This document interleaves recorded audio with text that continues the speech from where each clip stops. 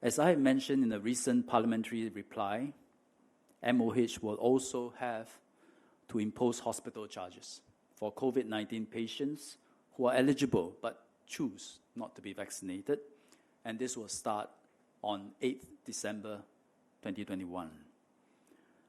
Our hospitals really much prefer not to have to bill these patients at all.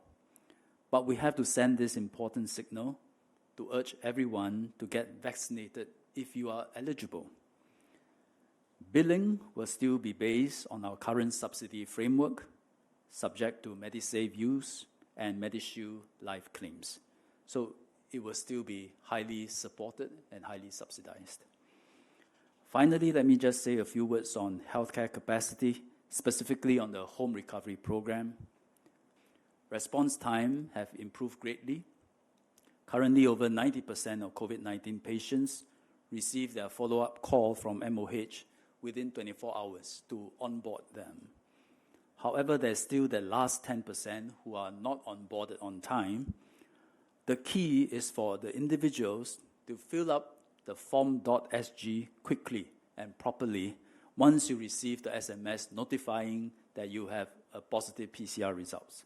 Fill up the form.sg quickly, and that will immediately trigger and automatically trigger the response from the HRP operations team and resolve most of the delays and most of the problems.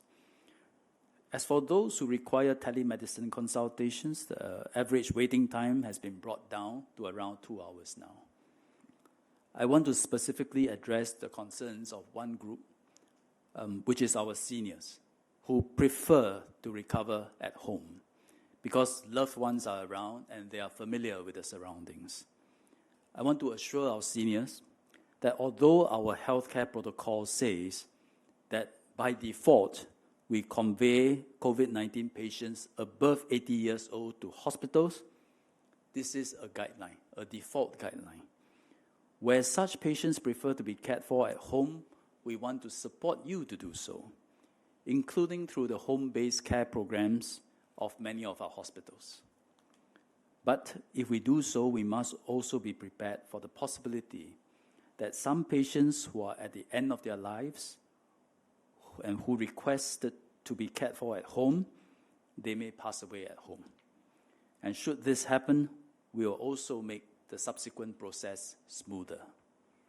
We will also work closely with NEA and some of the funeral directors to ensure that whatever revised regulations we have allow them to safely handle COVID-positive cases who pass away at home.